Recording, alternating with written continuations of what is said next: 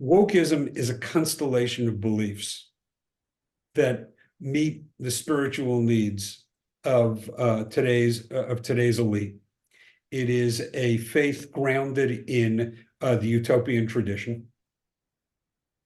And it, as with most other faiths, it defines unique views of things like sexuality, gender, justice, equality. It contains a set of rules for recalibrating human behavior to usher in an era of justice and equality.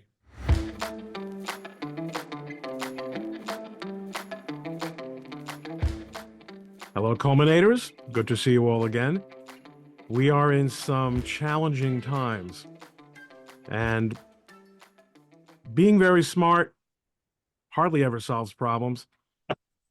But if it did, I would want Bruce Abramson to be among the people who would be putting his wide experience and intelligence to those problems. He does have some ideas that are absolutely worth considering and talking about. We've had him on the show before. Last time we had Bruce on, it was to talk about his previous book, The New Civil War, which came out a couple of years ago. And of course, he was absolutely ahead of the curve.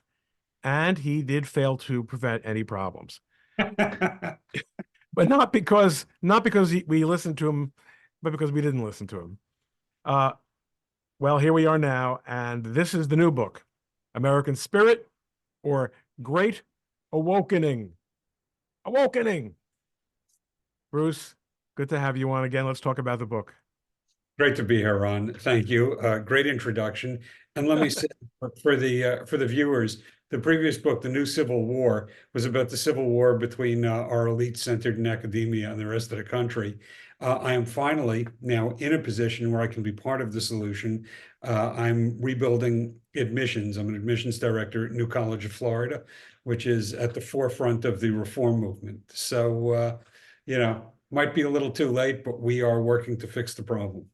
This is a signal moment for alternative education, higher educational options to be considered for students who are otherwise in play for competitive schools, because it turns out, as none of us who are familiar with your work or who have vision of any kind whatsoever in any intellectual capacity, it turns out that the elite schools that you and I attended are absolute toilets.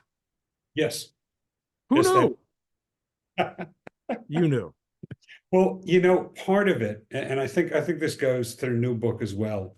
One of the things that particularly happens on campus is people go to college and they fall in love with it. And they continue hanging out for a couple of years after they graduate. And after they've been out of college about 5 years, they start feeling old and they realize they don't know anyone there anymore. And so they stop thinking about college until their kids are 16. And throughout all the intervening years, they're convinced that nothing has changed on campus since they were there. And, it turns out college campuses, like everything else, they change, and they change faster than most places because you get a generational turnover every 4 years. And yet, I mean, one of the attractions of the elite schools has historically been, notwithstanding that turnover, certain things don't change, that there is a standard of excellence, that there is a tradition, that there are departments that have traditionally been strong in certain schools because of some sort of almost, if I could be forgiven the comparison, a sort of master, Talmudic master to student, say chain of transmission, proteges and mentors. And in fact, I find that some of the faculty at my alma mater, Princeton, with whom I had the best personal relationships, are still there. Yeah. And Princeton's not a good example because it's been relatively under control, but why What changed between the time when you and I left and these brands could be counted on to deliver what they traditionally delivered and now? Well, there are a couple of things that changed, and this is the transition between the two books. Okay, this is how Great, perfect. this is I how really we prepared very well, it turns out. this is how we move into where we were going. There were trends that were developing at these schools. There were trends in American intellectual thought. There are always currents in American intellectual thought. They were mostly bubbling up through the cracks. I started The New Civil War, which I published in 2021, was mostly material I wanted to say in 1993, but I didn't think that anybody would believe me. It wasn't until about 2018 that I thought there was reception for the idea that our institutions of higher education were completely corrupt. So you had these things bubbling up to the fore. Now, I think that people don't really understand what happened in 2020 when we shut down society. And this was something that I saw right away because I've studied complex systems. Okay. If I took your laptop or anybody's laptop. Take a stop, take a second, because this is something that I always try to do with my guests, which is enable them to tell listeners, because you have a very eclectic academic background. So explain what does it mean when I know what it means, because I'm intimately familiar with the stuff on your website, but tell them what it means when you say that you studied systems. Okay, so first of all, here's another thing that suddenly started meaning something 5 years ago. I was an AI researcher from the mid 1980s. Okay, and I taught artificial intelligence in the late 80s and early 90s. And I was actually run out of academic artificial intelligence because I didn't like where the field was going. I wanted to look at large scale data analysis, and I was told that can't possibly capture intelligence.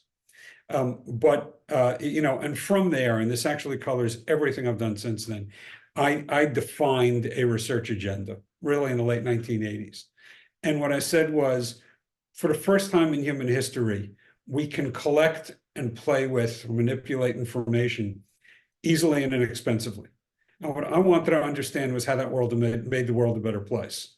And specifically, my questions were, how does the access to more and better information help individuals make better decisions, help institutions devise better strategies, and help government craft better policies? And that was what I set out to understand. And from there, I went into studying business models and economics. I did a bunch of antitrust economics. I did a bunch of valuation studies and litigation. I did some intellectual property law. I picked up a law degree, and then I looked at various ways to put the pieces together. But I never left behind that original question. Now, it turns out, by the way, that one of the reasons is, if you're so smart, why aren't you rich? The reason is I was asking the wrong questions. Okay, the right questions to have asked if I wanted to be rich is, how can we use this access to more and better information to scam more individuals, monopolize power within institutions, and centralize authority within governments? In other words, you didn't go to work for Google. Yeah, that's where the money was. That's right. But in any event, to get back to the transition, when I said I studied complex systems, there's a big, computers are inherently complex systems. Artificial intelligence systems are even more complex. What complex systems means is that you have an enormous number of variables and interconnections, right? If you think about the maps you've seen of the internet, those internet maps are beautiful illustrations of a complex system. You've got a whole bunch of little dots, and then you've got lines connecting them, and the whole thing is just massive. And nobody can get their mind around the whole thing. So you're going to have to understand the way that it functions. Now, there's something important about complex systems. You can see this. If you went up to your laptop, if someone went up to your computer and suddenly pulled the battery in and put the battery in a closet for 2 weeks and that's a good example, and gave it back to you, and you put it back in your computer, how long would it take you to get your machine back exactly as it was before the battery was pulled?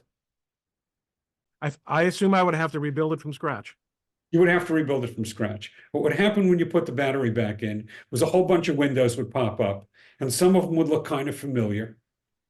And you'd say, yeah, I sort of remember when I was looking at this, and this thing that I was in the middle of writing never got finished, and the last version didn't get saved. But a And bunch of stuff that in cache, right? Some stuff would be cached. Some apps I'd have lost everything. It just would depend on what your protocol, how you set up your, your saving and your caching and your all the things that you computer science guys do. Yes. And so what would happen is that you would end up with a state where a bunch of pieces looked familiar, but you knew it wasn't quite right. And you'd see what you can do, and eventually you'd say, oh, it's close enough, and move forward. And whatever was lost was lost. Now, somehow or another, a supermajority of the world believed that the socioeconomic fabric of the world was so much less complicated than your average laptop that we could shut it down for 2 weeks, turn it back on, and end up back where we were. Okay? That was nuts.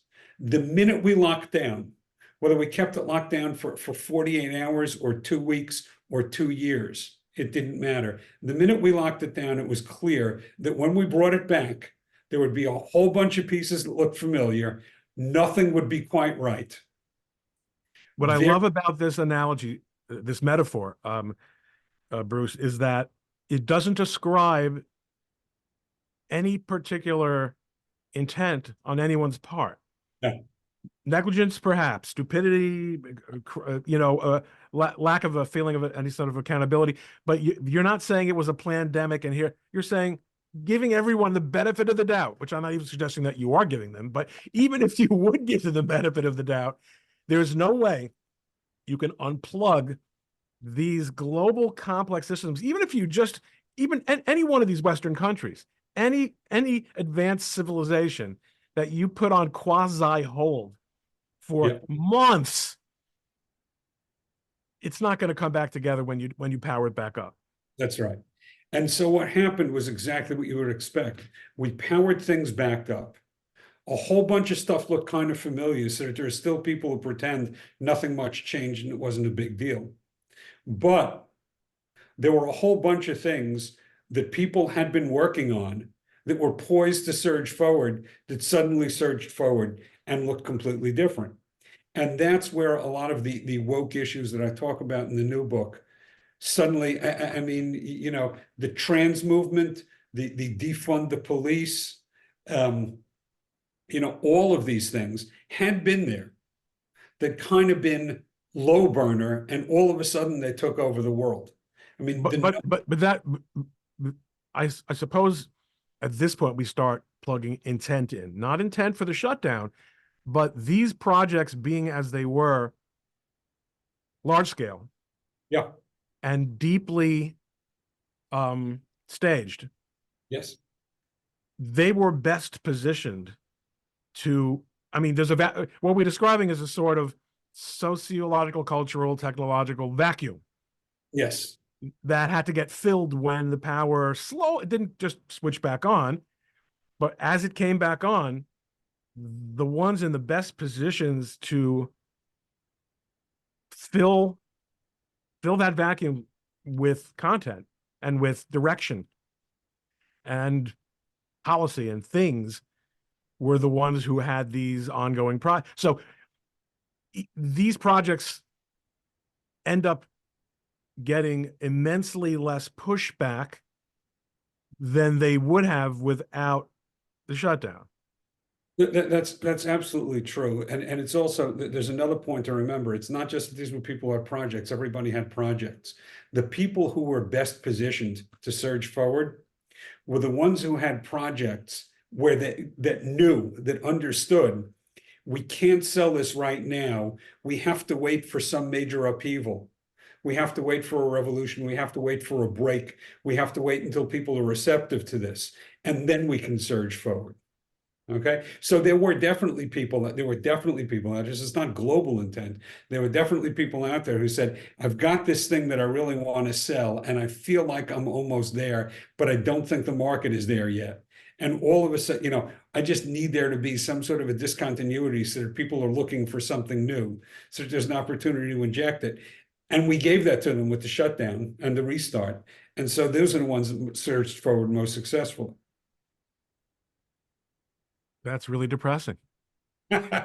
Well, I mean, people talked about this. The place that this was spoken about most clearly was in mRNA vaccine technology, right? It had been around for 10 years. People have been pushing it. People have been touting it. They've been looking at coronaviruses. They couldn't sell it. They couldn't push it. All of a sudden, this new opportunity came up. And it wasn't clear that we needed mRNA vaccines. In fact, you had places like J&J and AstraZeneca that weren't using that technology.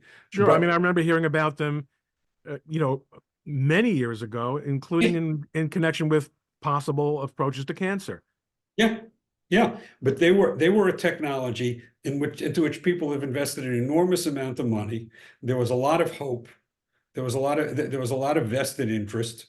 They'd been touting the benefits for a long time. They couldn't get them into the market, and all of a sudden, we created an opportunity.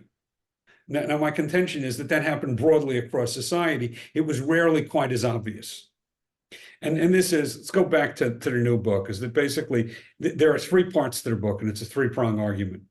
The first one says that America is suffering from a deep spiritual crisis, which is the heart of everything we think is political and cultural. And what that does, what the spiritual crisis does, by the way, is it says it creates an internal vacuum. It creates unspoken needs that people have that aren't getting met. That's what a spiritual crisis means. Okay. The second part says, well, when you have a vacuum, say, the supernatural abhors a vacuum as much as does nature.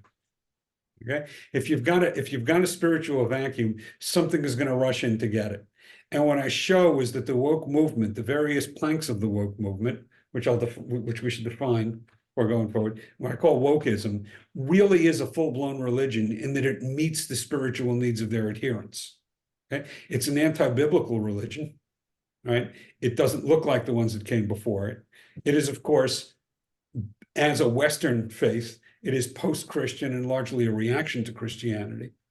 But it's a radically new religion that fills those spiritual needs. And its adherents, like all adherents in new faiths, want to convert the world and want to impose their faith and want to establish it as the religion of the United States. And the third part says, if we don't want it to become the established religion in the United States, we're going to have to go back to our own national spiritual roots, which are deeply American. Okay? They are biblical. They are not explicitly Christian. In fact, I go through and show, again, going back to my techie roots, my contention is that what America's founders did was they invented the world's first spiritual platform that other denominations can then connect to via the APIs. That's a huge point, because I've asked many of my guests, and it's a conversation that I first had with, I feel like I'm always dropping names, but I think it's worthwhile for people to know that I had a discussion with Michael Knowles in reaction to something he said, which was very provocative, which was that when it's not his own, it's not his innovation, but he was saying it with his usual enthusiasm and earnestness.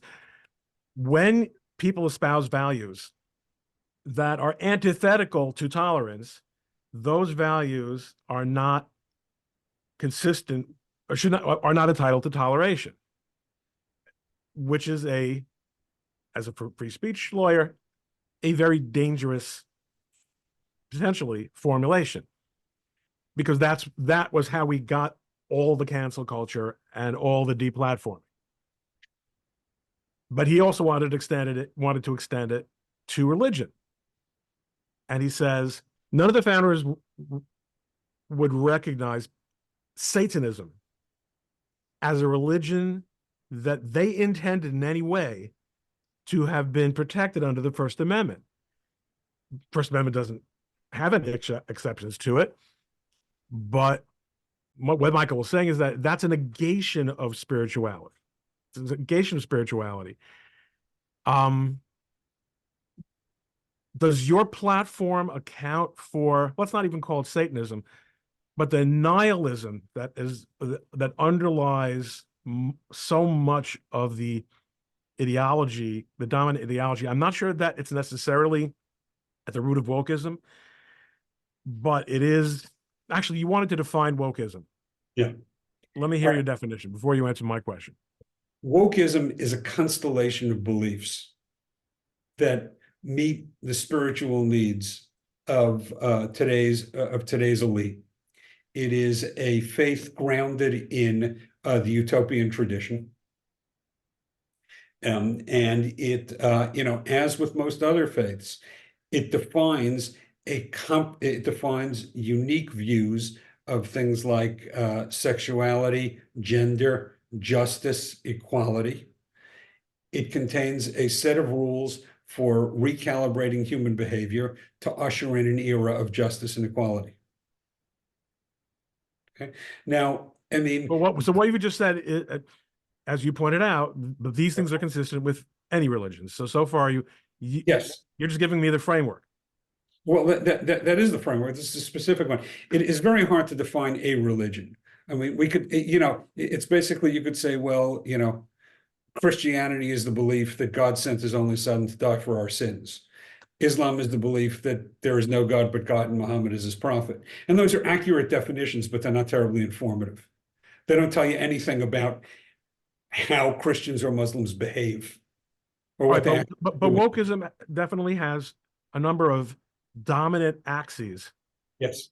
that on which those forces or structures operate, right? Race, sexuality, national identity or lack thereof, and sexuality writ broader than in previous religions that we're familiar with, not just men, women, and diversion or not the attitude towards non-heterosexual sexuality, but rather it's the placement of sexuality in this worldview in wokeism is adolescent. I mean, it's bizarre.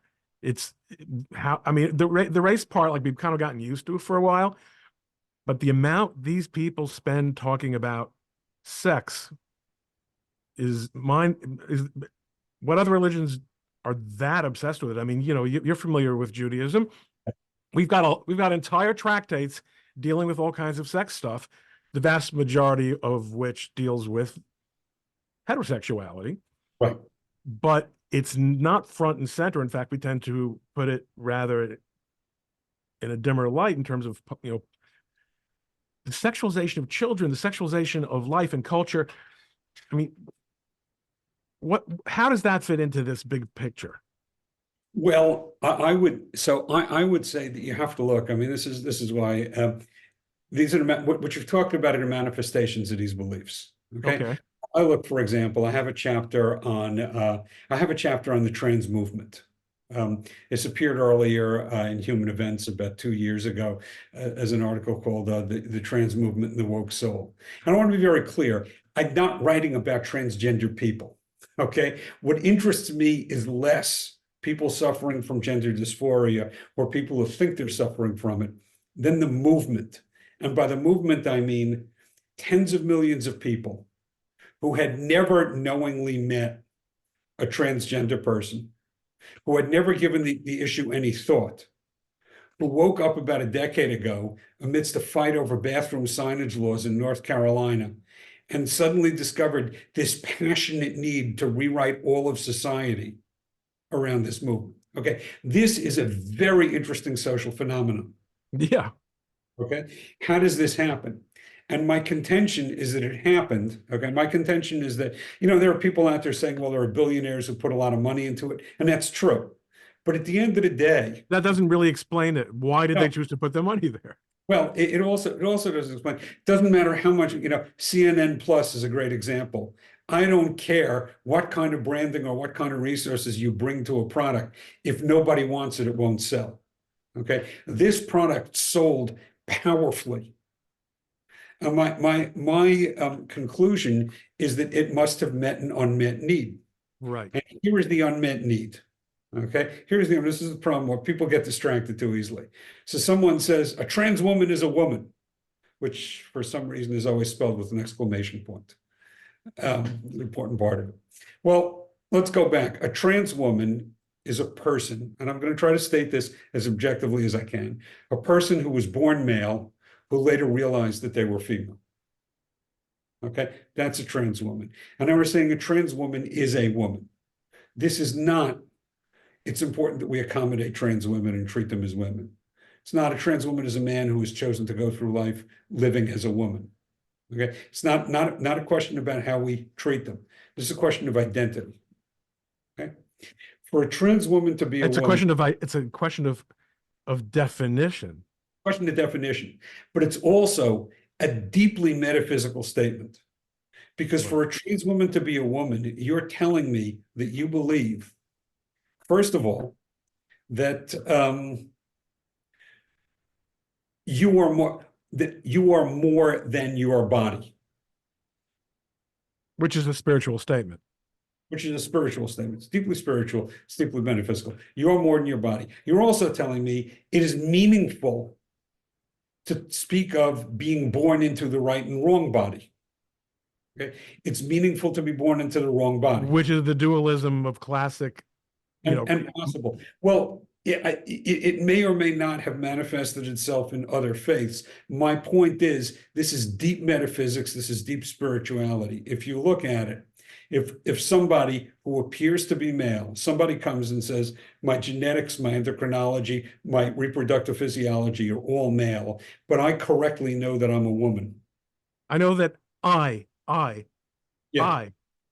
thing that is really me, which is not just the meat, okay, but something me, yeah. And this thing that says female, this signal is strong enough to override genetics, endocrinology, and reproductive physiology.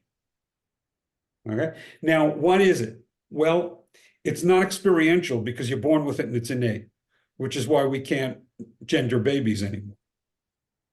Right? So you're born with it and it's innate. It's not observable and it's not testable. Right? There are no tests that we can run to see if, well, it's entirely subjective. Right. Well, I don't know if it's subjective. It's neither observable nor testable. The person making what you or I might think is a subjective statement about the reality of their gender is taking the position that this is not subjective, but that it is in fact an objective truth that cannot be empirically demonstrated. Yeah. But which or proved in any way, but that you must take the word of the individual for. Right. Now, what you've just said, put it another way, if it's not observable and it's not testable, it is not a scientific phenomenon. Okay. It is, in fact, a metaphysical phenomenon. It is spiritual. Okay. So my contention is that the whole transgender movement actually fills the need for a soul. Now, why do we seem to feel the need for a soul? A lot of these things, the soul answers a lot of important questions. Okay, where was I? Where were my children before I met their other parent? Where did my grandmother go when she died? What is it that makes me me? Okay, and as far as I know, every spiritual tradition, every faith has a concept like that. Right? The Buddhist soul and the Christian soul are radically different. But they both answer those questions. They both answer those fundamental questions. Okay, those are questions to which we need answers. And so you had people who rejected every faith who still had these questions. Okay, these are human questions. And so they needed an answer. And now they found something that provides an answer. Now you might say, why did they like that better than anything else? And the answer is that wokeism has something unique to it. It's got a unique feature. Every other faith, every traditional faith was founded or discovered or revealed, whatever verb you want, started in the pre-modern world. Okay? Once you move beyond direct revelation, faith must be communicated. Are we writing? All right, hold on a second. In other words, Yeah. you mean I mean, there are Christian denominations that pop up as often as haters in Lakewood. In other words, Yeah, and you have Scientology. I mean, there are always new things. But well, so, you mean so the Scientology is historical new. great religions. A new denomination of Christianity is not, because of course they don't say we didn't exist last Tuesday and now we I would do. say that we're the true church. So we go back to Christ, Yeah. right? Okay. Mhm. All Where, right, and let's take Scientology off the table and sort of cult phenomena that call and by themselves. the way, there are, I'm not saying that there have been no other attempts. This is the one that's catching on.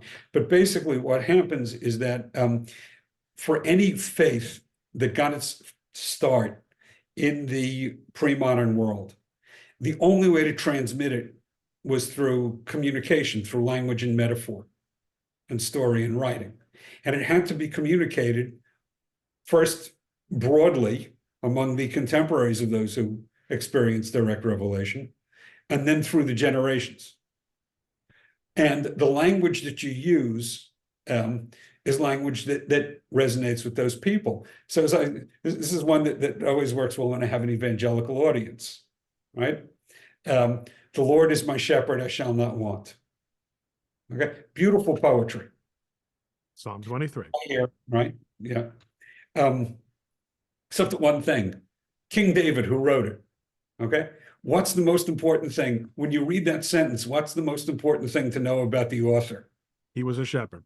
He was a shepherd, okay? The Lord is my shepherd, I shall not want, lands differently to a room full of shepherds and a room full of investment bankers. Okay. Okay. Okay?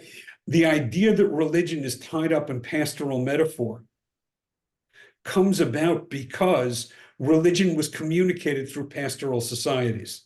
And used uses memes and metaphors and the language and the same thing with the many references to kingship. Mhm. I mean, something which is I've often said one of the problems Americans have with traditional religion is, and I'm going to come back to this in a second, we don't like we have trouble with the idea of authority. Yeah, Maybe not as much as we think we do, but we like to think of ourselves as being uniquely independent and skeptical. right. All I right, I don't do. want to interrupt your train of thought. So Take it further. So we've got traditional religions are couched in language and metaphor that works to an audience of farmers and shepherds and peasants and shopkeepers and merchants and an occasional seafarer. Now, here's the other thing. What did we really need historically? Okay, Maslow's hierarchy of need. What did we need God to do? God had two roles. Okay, protector and provider. Basically, all traditional gods are simultaneously the ultimate farmer and the ultimate soldier. Okay, all traditional gods. Except that we've professionalized those things and we don't need them anymore. We take them for granted. We've moved up Maslow's hierarchy of need. So all of a sudden, and already by the 18th century, you get Adam Smith. Okay, what does Adam Smith say? He says, without royal charters and without, without royal charters and without monopolies and without the king controlling everything, if we just free everybody to make their own decisions, resources will flow where they need to be, as if by an invisible hand. Okay? Nothing religious there, no religious metaphor. We've got this invisible hand magically knowing where everything is supposed to go and moving resources from small to large throughout society so that they're always where it could be used efficiently. But it would think of that as divine, right? right. I mean, this is the first inklings of a modern God. We no longer need God the farmer. We no longer need God the soldier. We need God the middle manager. We need God the inventory. So this opens us up to the Marxist forces Yeah, of history. it Marxist forces of history. But here's another one, Karl Marx himself. Okay, what does Karl Marx say on his own? He says, I have discovered a secret source of truth defining all of history. And if you follow my analysis and my word, I will usher in an era of societal and human perfection Right. in which all will be equal and justice will reign forever and ever. But Right. please, don't confuse me with a prophet, because those guys are nuts. Right. Right. Right. Okay, these are religions. What wokeism does, what the trans movement does. Okay, the trans movement in particular gave people who needed a concept of a soul a way to address the soul without making them feel like they were talking about souls. Okay, it is entirely cast in the language of science and modernity. Okay, so I've now defined, I've now answered, I've now filled this spiritual need using only language and metaphor that resonates, hence follow the science. Now you go through it one thing after another. The most obvious and the best developed of these, okay, is eschatology, the study of the end of times. Apocalyptic climate change is a standard eschatological story. It's a story that says, and I'm not talking about, by the way, the climate is never constant. We do seem to be in a warming phase. That's fine. Okay, it will move, it will move things around the globe. The apocalyptic climate change story is the one you hear all the time, which is that man is living out of harmony with nature. And if he doesn't alter his behavior and change his profligate ways, It's and just the great chain of being, the updated version of the great chain of being. yes, it is exactly, the earth, seas, and skies will arise to smite him down for his evil ways.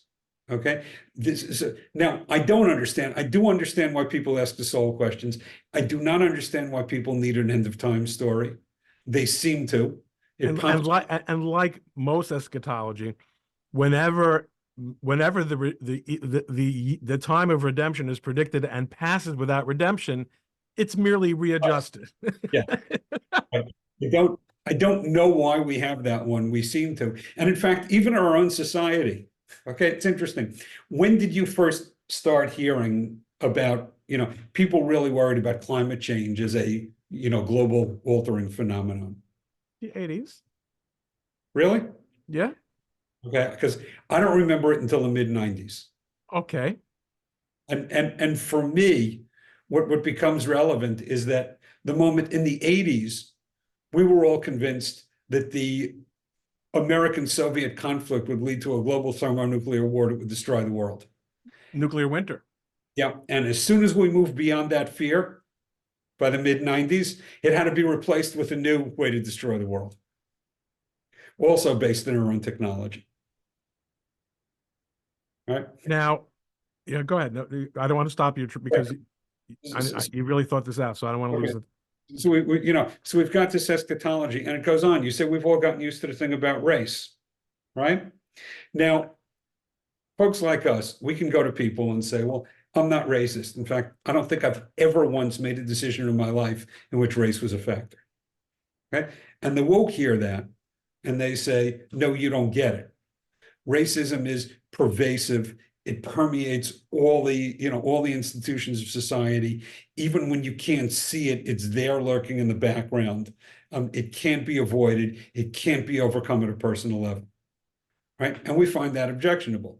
But then again, if you go to a Jew or a Christian and you say, the evil thing doesn't apply to me, I don't sin. We go, no, you don't get it. Evil is this pervasive concept that's been around from the beginning of time that can't be escaped. It's there lurking everywhere. No matter how good you are, you have an evil inclination who's telling you to do the wrong thing. We all sin. We can't move beyond the system. Okay, this is in wokeism, racism is the answer to persistent inequality, persistent unfairness. Well, the metaphor of original sin, Yeah, for racism in the West is not a new one. right. That's right. And you can't escape it. You can't. Right. But so let me posit to you Yeah. a contradiction that we know that many religions, maybe all, maybe most, have contradictions. We say regarding sexuality, only the person himself and no one else and no measuring regime can second guess what the person himself says about the metaphysical reality of his gender. Yeah. But with respect to race, it's the exact opposite. You as a white person can never tell me what your actual attitude toward other races is unless you identify as black. In which case, but the point is though that as a white person, you're tainted with this original sin, but and that yeah. you can't, and you're the only. There is nothing you can tell us to escape from that, because that's also a non-measurable, non-provable or disprovable state of being. Right, but that only seems like a contradiction in Yeah, the political world. When you go into the metaphysical world, the soul is which I do frequently. yeah, the soul is internal to me and unique unto me, and so it defines who I am. Right? Evil, racism is pervasive in society. Right? It's global.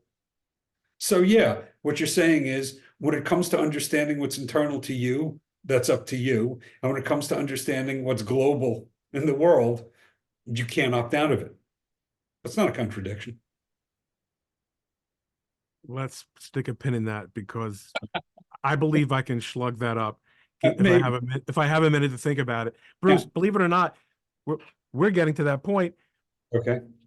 There must be a prescriptive, just as you have prescribed solutions in the past and they have been ignored by society, just as all good solutions are. What seriously? What do you think? Because what you say, I'm gonna throw up your marvelous Bruce Abramson website here. And this is a pull quote from the book. The way forward requires us to face three harsh realities.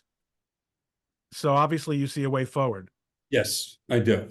Well, the first reality is that we're mired in a spiritual crisis. And the second one is that wokeism is a surging and popular and brilliant new religion that people would like to establish.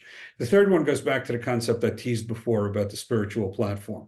Okay. Jefferson, primary author of the Declaration of Independence, also in one of his lesser known works, wrote a book. He went into the Gospels and he crossed out all of the miracles. And he published what's known as the Jefferson Bible. Subheading is The Life and Morals of Jesus of Nazareth. Okay? Pure heresy. Right. Yeah, would have gotten him killed throughout most of Christian history. But basically, and this again was one of the less devout of the founders. But his basic idea was that there was this shared notion, there was this shared core notion of essentially a biblical morality. Okay? And this is what I'm talking about when I talk about a spiritual platform. You can't read the Declaration of Independence, right? If people think that anybody can be an American without giving up anything. Declaration of Independence starts, we hold this truth to be self-evident that all men are created equal. Somebody shows up and says, I don't believe all men are created equal. You've just opted out of the system. All men are created equal and are endowed by their creator. Yes. I do a whole long analysis of that. And by the way, if people want the easy one, here's the cheat. Go back to the 18th century and think about it, whether it was really rational to call these ideas self-evident when no one before had ever noticed them. Okay, radical. Well, to be fair, what they said was, we hold these truths to be self-evident. That's my point. What he was doing was an explicitly spiritual act of creating a metaphysical nation around the creed. A covenant. And what I say is that what he did was he defined a platform, his core, these basic core things with exposed APIs. And now you can come along with any denomination from any faith and plug into the APIs. But you can't plug in everything. We have plenty of Hindu friends who have no problem practicing their faith in the United States. But when Hinduism came to the United States, it had to jettison the caste system. Right? There were all kinds of practices. There were plenty of polygamous faiths around the world. When they come to the United States, we expect you to move beyond that. Um, there are plenty of practices. There are denominations of various faiths that are incompatible with Americanism. Okay, so the phrase that I use is that a big tent is not a universal shelter. Being an American means something, and by the way, I mean, Christianity and Judaism look very different in their American incarnations than they ever did anywhere else anywhere in history, and they do anywhere on the planet today, because they are plugged into that platform. And so the key is first of all, we need to admit that we have a spiritual core in this country and reconnect to it. We need to emphasize to our faith leaders that they have to look at how they connect to that spiritual core. And we also need to get our traditional faith leaders to understand that they're getting their clocks cleaned because somebody else figured out how to use language and metaphor to get across points that they are not selling to a critical audience. And this is, I say straight out, I'm not a guru, okay? I'm not telling anyone to rethink your theology or rethink your practices. I'm telling you to rethink the way that you communicate to a contemporary audience, because somebody else has messages that I think are strictly less appealing, but are selling better.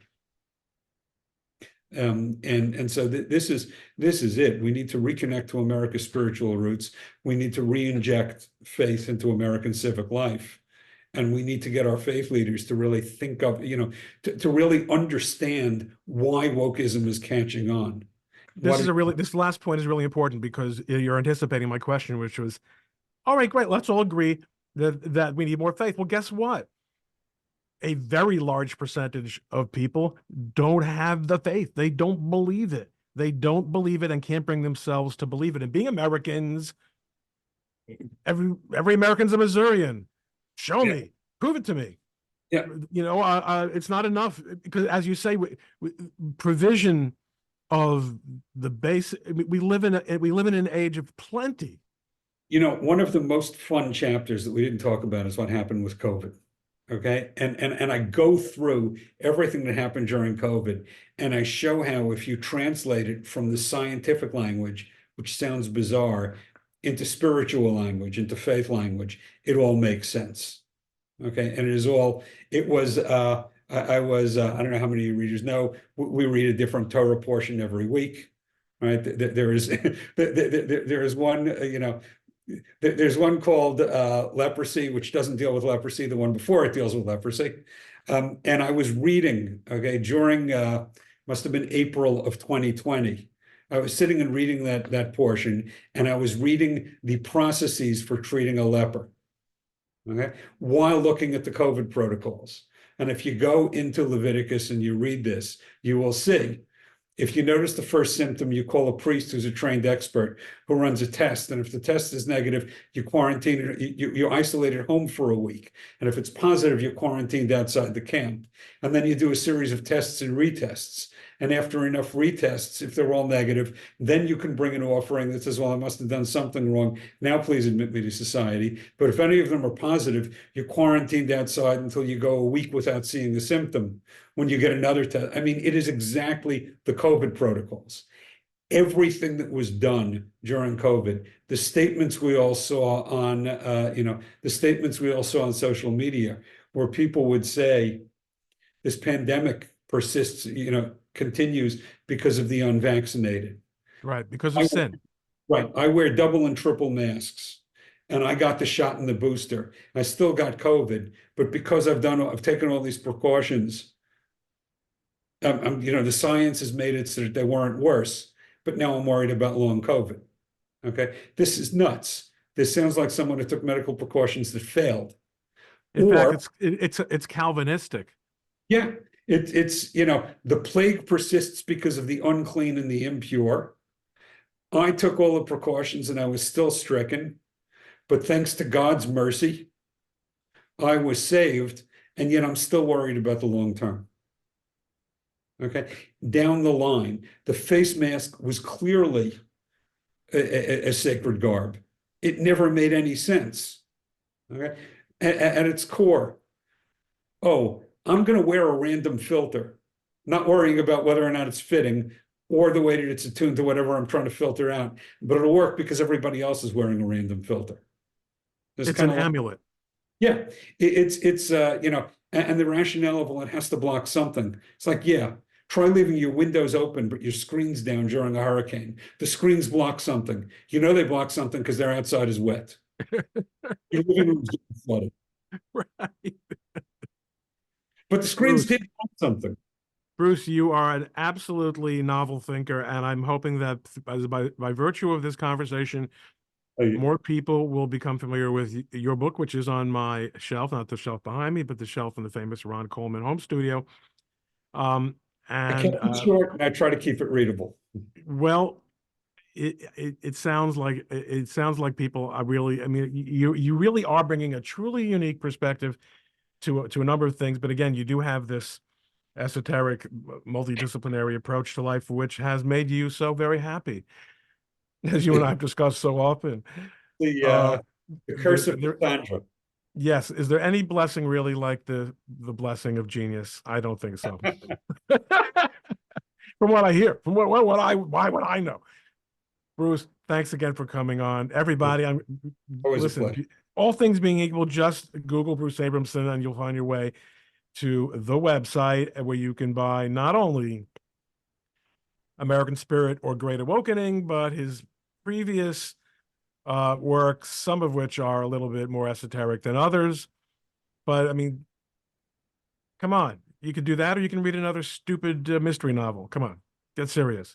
They're also all on Amazon. And of course, they're on Amazon. So long. Thanks, Bruce. Thank you, Ron.